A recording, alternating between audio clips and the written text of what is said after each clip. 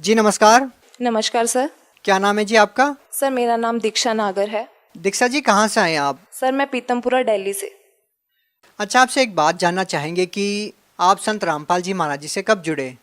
Sir मैं संत रामपाल जी महाराज जी से 9 अप्रैल 2004 को जुड़ी। संत रामपाल जी महाराज जी से नाम दीक्षा लेने से पहले आप क्या भक्ति साधना करते थे? क्योंकि आपने बताया कि आप 2004 से ही संत रामपाल जी महाराज जी से जुड़े हुए हैं, मतलब बचपन से ही आप संत रामपाल जी से जुड़े हुए हैं। जी मैं उस वक्त केवल 8 वर्ष की थी जब मैं संत रामपाल जी महाराज से जुड़ी। उससे पहले मेरे जो पेरेंट्स हैं वो राधा स्वामी से जुड़े हुए थे 7 वर्ष तक। तो 7 साल से वो जुड़े हुए थे तो मैं उन्हीं के साथ जाती थी राधा स्वामी। बाकी मैंने उनकी कोई ऐसी भक्ति नहीं करी थी। तो 8 साल की उम्र में आपने संत रामपाल जी महाराज जी से नाम दीक्षा ले ली, लेकिन इतनी छोटी सी उम्र में किसी संत के बारे में जानना, उनके ज्ञान के बारे में जानना, ये समझना बहुत मुश्किल है। तो आप इतनी छोटी सी उम्र में संत रामपाल जी महाराज जी से कैसे जुड़ गए? क्योंकि मेरे पेरेंट्स की श्रद्धा बहुत ज़्यादा थी संतों में पहले से ही, तो हमारा भी भक्ति भाव वैसा ही था उनको देख करके। तो इसलिए जब वो गए परमात्मा सदगुरु रामपाल जी महाराज की शरण में गए तो हमने उन पर ही विश्वास करके हम भी चले गए वहाँ पर। लेकिन हमें नहीं पता था कि ये भक्ति सही है या क्या है। वो हमें तब पता चला जब हमें उनसे लाभ हुए। धीरे धीरे जब हमने खुद इतनी सी उम्र में ही जब मैंने लाभ महसूस करे तो मुझे ही पता चला कि सच में संत रामपाल जी महाराज जी भगवान है इस धरती पर। हम आपसे जानना चाहेंगे कि आप बात कर रहे हैं लाभ की। संत रामपाल जी महाराज जी से जुड़ने के बाद आपको लाभ मिलने लग गए, तो आपको लगा कि हाँ वास्तव में यही सच्चे संत हैं। तो सबसे पहले हम आपसे यही जानना चाहेंगे कि संत रामपाल जी महाराज जी से नाम दीक्षा लेने के बाद आपको लाभ क्या मिले? सर मैं आपको बताना चाहती हूँ कि जो मेरी मदर हैं वो बचपन से ही हार्ट पेशेंट रही हैं। तो राधा स्वामी में जब वो जुड़ी हुई थी तो भी बहुत ज़्यादा उनको दिक्कत रहती थी हार्ट की। इवन सांस लेने में भी उनको बहुत ज़्यादा प्रॉब्लम थी। तो उनको डॉक्टर्स ने बोल दिया था बाईपास सर्जरी के लिए। अचानक उनकी तबीयत इतनी बिगड़ गई कि उनकी वॉल्व्स जो थी वो ब्लॉक हो चुकी थी। तो डॉक्टर ने बोल दिया था उनको सर्जरी के लिए। लेकिन संत रामपाल जी महाराज जी की दया से इतनी हमारा इतना विश्वास था संत रामपाल जी महाराज में कि मम्मी कहती थी कि आप ही की बेटी हूँ, आप ही जो करोगे सही करोगे। तो वो जो वॉल्व्स खुल नहीं रही थी वो अचानक से खुल गई और डॉक्टर्स ने भी बोला थैंक गॉड। मतलब वो शॉक्ड हो गए। उन्होंने बोल दिया था बाईपास सर्जरी के लिए, लेकिन अचानक वो वॉल्व खुलने के बाद मेरी मम्मी बिल्कुल उन्हें ये हो गया कि ये ही सच में भगवान है। मैं राधा स्वामी में इतने साल रही, इतनी मैंने मन से भक्ति करी, मुझे आज तक कोई लाभ नहीं मिला। मतलब मैं रोती रही बीमारियों में, लेकिन संत रामपाल जी महाराज ने इतना बड़ा सुख दिया कि आज वो बिल्कुल ठीक हैं। दीक्षा जी, सबसे पहले तो ये बात आपसे जानना चाहेंगे और लाभ जानने से पहले कि सभी संत तो कहते हैं कि भक्ति करने से कोई लाभ मिल ही नहीं सकता, और आप तो वैसे भी पढ़े लिखे हैं, एजुकेटेड हैं आप। क्या आप इन बातों में विश्वास करते हैं कि किसी संत से नाम दीक्षा लेने के बाद लाभ मिल सकता है? सर आप ये कह रहे हैं कि इस युग में लाभ कैसे हो सकते हैं? ये हमारे लिए बहुत शर्म की बात है कि हम वर्षों से देखते आए हैं, इतिहास पढ़ते आए हैं मीराबाई का, ध्रुव प्रहलाद का, जिनसे हमें पता चला कि उन्हें कितने लाभ हुए। लेकिन आज जितने भी नकली धर्मगुरु हैं उन्होंने हमें ये बिल्कुल सिद्ध कर दिया कि कोई लाभ नहीं है, कुछ नहीं है, और सारे गुरु एक जैसे ही होते चले गए। लेकिन संत रामपाल जी महाराज ने हमें ये बताया, उन्होंने जिस आधार पर भक्ति बताई, पहली बात तो उन्होंने मोक्ष बता दिया, इस 184 से छुटकारा बता दिया। और दूसरी बात, जो हमें वो जितने लाभ देते हैं ना वो अथाह हैं, उनकी कोई गिनती नहीं है जितने लाभ वो देते हैं। उनसे आज विश्वास हुआ है कि दुनिया में सच में आज भी भगवान है और भक्ति करने से लाभ मिल सकते हैं। अच्छा, आपसे जानना चाहेंगे कि आपने कहा कि भक्ति करने से लाभ मिल सकता है। हम आपसे जानना चाहेंगे कि और क्या लाभ मिले आपको भक्ति करने से? जी सर, ये तो मैंने अपनी मदर का बताया आपको। अब मैं खुद का एक्सपीरियंस आपसे शेयर करना चाहती हूँ। जब मैं 5th स्टैंडर्ड में थी तो मैं अचानक से ना मेरी लेफ्ट आई का जो विजन पर्दा था वो बिल्कुल डैमेज हो चुका था। तो अचानक मम्मी पापा लेके भागे, डॉक्टर को चेकअप वगैरह कराए तो उन्होंने बोल दिया था कि इसकी उल्टी आंख का पर्दा बिल्कुल ख़त्म है। अब उन्होंने टेस्ट करने के बाद स्पेक्स मुझे दे दिए कि वो हटना नहीं चाहिए बिल्कुल भी। लेकिन मैंने वो शर्म की वजह से नहीं लगाया, क्योंकि मैं छोटी थी तब, तो मैं स्कूल टाइम में नहीं लगाती थी, घर के नीचे आके लगा लेती थी, मम्मी पापा के डर की वजह से लगा लेती थी। लेकिन उन्होंने डॉक्टर्स ने मुझे बोला था कि आपको 6 महीने बाद टेस्ट कराने दोबारा आना है। मैंने उसमें भी ढील दे दी, मैं नहीं गई चेकअप कराने, और ऐसे ऐसे करते करते 4-5 साल निकल गए। मैं मम्मी पापा से झूठ बोलती रही कि सही है सही है सब सही है। लेकिन जब मैं 4-5 साल बाद दोबारा गई टेस्ट कराने तो उन्होंने मेरी रिपोर्ट्स देखी थी डॉक्टर ने कि ऐसी कंडीशन थी, 4-5 साल पहले इसकी लेफ्ट आई का पर्दा बिल्कुल डैमेज था। तो उन्होंने टेस्ट करने के लिए मुझे दोबारा बैठाया, लेंसेज लगाए आंखों पर कि आपको कैसा दिख रहा है कैसा नहीं। तो मैं उनसे बोल रही थी मुझे इनमें साफ दिख रहा है और मुझे बिना लेंस के भी साफ दिख रहा है। तो वो बोलने लगे क्या बोल रहे हो आप। मैंने कहा डॉक्टर मुझे साफ दिख रहा है, और मैंने उनको सब कुछ पढ़कर लास्ट लाइन तक मैंने उनको साफ पढ़कर सुना दी। तो वो शॉक्ड हो गए, कह रहे हैं आपकी तो आंखें बिल्कुल ठीक हैं, आप क्यों आए हो यहाँ पर। कह रहे हैं आपकी रिपोर्ट्स तो ये बोल रही थी पहले, और अब बिल्कुल ठीक हो, आपको तो स्पेक्स की ज़रूरत ही नहीं है। तो ये मेरी लाइफ का, मेरा खुद का सबसे बड़ा चमत्कार था। अगर मेरी वही कंडीशन रहती 10 साल पुरानी कि मेरी एक आंख बिल्कुल ख़राब थी, तो मैं सोच सकती हूँ आज मैं कहाँ होती। लेकिन आज मैं परमात्मा की दया से बिल्कुल ठीक हूँ।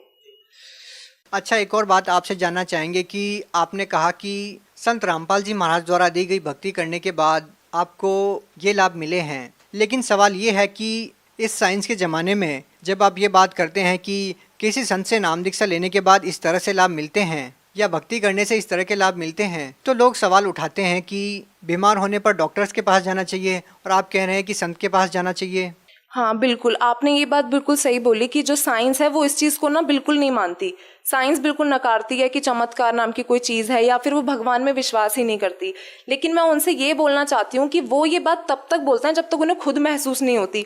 जब अपने ऊपर दुख आते हैं तो उन्हें खुद महसूस होगा एक दिन कि हाँ भगवान सच में है, क्योंकि वो सिर्फ लोगों को देखकर ये सब बातें बोल देते हैं कि ऐसा कुछ नहीं है, साइंस ही सब कुछ है। लेकिन ये सब साइंस बहुत बड़ा झूठ है। साइंस बनाई किसने? भगवान ने ही तो साइंस बनाई है। उन्होंने ही तो हमें इतना दिमाग दिया है कि हम आज साइंस पर इतना जोर दें। हालांकि कुछ नहीं है, भगवान के बिना कुछ नहीं है। लेकिन संत रामपाल जी महाराज की दया से जब हमने खुद महसूस करे ना कि ये लाभ हो सकते हैं, और उनके ज्ञान से, तब हमें पता चला है कि भगवान है। आप संत रामपाल जी महाराज जी से 2004 से जुड़े हुए हैं, काफ़ी लंबा अरसा हो गया है आपको उनसे जुड़े हुए। इस दौरान उनके ऊपर बहुत सारे आरोप भी लगे हैं, वो जेल में भी गए हैं, बाहर भी आए हैं, और वो फिर से जेल में गए हैं, काफ़ी सारे उतार चढ़ाव रहे हैं। तो आप संत रामपाल जी महाराज जी के बारे में क्या कहना चाहेंगे? देखिए, जहाँ तक सवाल रहा गुरुजी के जेल जाने का, संत रामपाल जी महाराज जी के जेल जाने का, वो जेल में नहीं गए, जेल में हम हैं। पिछले 5 साल से जेल में हम हैं, और वो हमारे लिए ये सब लीला कर रहे हैं। उनको जितने भी दयानंद सरस्वती के जितने भी अनुयायी हैं, उन्होंने झूठे मुकदमों में उनको फंसा दिया, बिना किसी सच्चाई को जाने, उनसे जलकर जितने गंदे से गंदे आरोप हो सकते थे उन्होंने लगा दिए। लेकिन और मीडिया वालों ने, सबसे ज़्यादा मीडिया वालों ने हद कर दी पार, जब उन्होंने हर एक चीज़ गंदी से गंदी दिखा दी टीवी पर, और लोगों ने विश्वास भी कर लिया। लेकिन मैं उन लोगों से ये बोलना चाहती हूँ कि क्या कोई माँ बाप अपनी जवान बेटियों को, अपने जवान बच्चों को ऐसी जगह पर भेजेगा? क्या वो पागल हैं? उन्हें खुद को दिखाई नहीं देता कि हमारे बच्चे कहाँ जा रहे हैं, कहाँ नहीं जा रहे? अगर लोग मीडिया की बात ना माने तो फिर वो कैसे इस बात का निर्णय करे कि कौन संत सही है, कौन संत सही नहीं है? क्योंकि हजारों बाबा हैं, हर रोज किसी न किसी के ऊपर आरोप तो लगते रहते हैं। हाँ बिल्कुल, हर रोज कुछ ना कुछ आरोप बाबाओं पर लगते हैं। इसके लिए उन्हें सिर्फ एक यही चीज करनी पड़ेगी, यही नहीं कि वो लोगों पर विश्वास करते चले जाएंगे या मीडिया पे विश्वास कर लेंगे। उन्हें हमारे गुरुजी जितनी भी बातें, जितना भी ज्ञान देते हैं, सब पुराणों के ग्रंथों के आधार पर देते हैं, कुछ भी अपनी तरफ से बनाकर नहीं देखते। तो लोगों को क्या जाता है, अगर वो 5 मिनट अपने ग्रंथों को, अपनी होली बुक्स को खोलकर देख लेंगे, उनसे उनकी बातें मैच करके देख लेंगे। सिर्फ इतना ही कहा है गुरुजी ने कि मैं कुछ भी अपनी तरफ से नहीं बताता, तुम एक एक लाइन मैच करके देख लो, सब कुछ मैच करके देख लो। तो मैं उनसे बस इतना कहना चाहती हूँ कि आप कष्ट करके सिर्फ 5 मिनट पढ़ के देख लीजिए, उसके बाद आपको खुद पता चल जाएगा कि वो क्या सच बोल रहे हैं और क्या झूठ बोल रहे हैं। दीक्षा जी, जिस तरह का ज़माना है और चकाचौंध और लोग दिखावे के इस दौर में, जब लोग अपनी बेटी की शादी करते हैं तो काफ़ी दहेज देना पड़ता है उनको, तो संत रामपाल जी महाराज जी के मामले में आप क्या कहना चाहेंगे कि उन्होंने, क्योंकि उनके अनुयायी बताते हैं कि वो बिल्कुल दहेज मुक्त शादियाँ करवाते हैं, क्या योगदान मानते हैं? और आपका क्या कहना है, क्या आप मानते हैं कि, क्या लगता है कि संत रामपाल जी महाराज जी ने वाकई कोई ऐसी मिसाल पेश की है जो समाज के लिए लाभदायक सिद्ध हो सकती है? जी सर, बिल्कुल। और पूरे मैं ये कहना चाहती हूँ, पूरे विश्व में केवल संत रामपाल जी महाराज ने ही ये मिसाल कायम किया। आज तक कितने कानून बने हैं दहेज प्रथा को लेकर कि दहेज नहीं लेना, ना देना, कुछ असर नहीं हुआ। लेकिन सिर्फ हमारे संत रामपाल जी महाराज ने ऐसी मिसाल कायम करी है कि आज लाखों विवाह ऐसे हो रहे हैं जो दहेज मुक्त हो रहे हैं, और आज हर माँ बाप पर अपनी बेटी बोझ नहीं है। बस इसी बात, मतलब मैं चाहती हूँ कि पूरा विश्व ये बात समझे कि इतना पैसा खर्च करके भी किसी की बेटी सुखी नहीं है आज के दौर में। कम से कम एक बार उनका ज्ञान सुनकर देख लो कि वो क्या कहना चाहते हैं, आपको खुद पता लग जाएगा। और इतना आनंद महसूस होता है जब हम अपनी आंखों के सामने कोई दहेज मुक्त शादी को देखते हैं। संत रामपाल जी महाराज जी से कोई और लाभ मिला हो, कोई और एक्सपीरियंस आप हमारे साथ शेयर करना चाहेंगे? जी सर, बिल्कुल। ये भी कुछ साल पहले की बात है, जब मेरे पापा ऑफिस से रात को आ रहे थे, नाइट शिफ्ट करके आ रहे थे, तो उनको सामने से बाइक आ रही थी और वो साइकिल पे थे, रात का टाइम था। तो बाइक वाले ने बहुत तेज टक्कर मारी उन्हें, वो दूर जाके गिरे, साइकिल कहीं और जाके गिरी, तो वो बीच रोड पर आकर गिरे, तो वो उल्टी साइड से गिरे हुए थे, वो उठ नहीं पा रहे थे बिल्कुल भी। तो अचानक से एक छोटा सा बच्चा आया उनके सामने, उन्होंने उनको उठाया और अंकल को बोला, बोला अंकल आप ठीक हो, और उन्होंने कहा फुटपाथ पर बैठ जाए, इस तरह से रोड पर मत रहिए। तो पापा ने जैसे ही नज़र उठाकर देखा तो वो कोई बच्चा नहीं था, कुछ नहीं था वहाँ पर। तो पापा सोचने लग गए ये सपना भी नहीं है, क्योंकि मेरे हाथ में मैं खुद दर्द महसूस कर रहा हूँ इस वक्त। तो पापा ने देखा कहीं भी वो बच्चा नहीं था चारों तरफ। तो पापा उठे, पापा का शरीर एकदम बिल्कुल ठीक हो गया, उठकर अपनी साइकिल उठाई, साइकिल से सीधा घर आए, घर आके मम्मी को बताया कि ऐसे ऐसे मेरे साथ आज हुआ, और पापा बिल्कुल ठीक थे, वरना इतने भयंकर एक्सीडेंट के बाद तो चांस नहीं था कि पापा बचते। भगत समाज को क्या संदेश देना चाहेंगे जी आप? सर मैं भगत समाज को और जितने यूथ को, पूरे यूथ को मैं ये देना चाहती हूँ, रिक्वेस्ट करना चाहती हूँ, मैसेज देना चाहती हूँ कि प्लीज़ जितना भी फैशन का दौर है या जो भी है, ये सिर्फ 4 दिन की चांदनी है। एक दिन अगर थोड़ा सा भी कष्ट आ जाता है ना, तो हम सब कुछ भूल जाते हैं कि हम कल क्या मौज मस्ती कर रहे थे, क्या नाच गा रहे थे। कम से कम एक बार गुरु जी का सत्संग सुनकर देख लीजिए, आप आइए भी मत, बेशक एक बार सुनकर देख लीजिए, उसके बाद आप पता लग जाएगा कि क्या सच है और क्या झूठ है। और जितने भी संसार के जितने भी दुख है ना, सिर्फ केवल संत रामपाल जी महाराज की शरण में आकर ही ठीक होंगे। मैं आपसे हाथ जोड़ के विनती करती हूँ कि बस एक बार इधर आ जाइए और अपना मोक्ष करा लीजिए, पूरा जीवन अपना सुखी कर लीजिए। जी धन्यवाद। Thank you sir.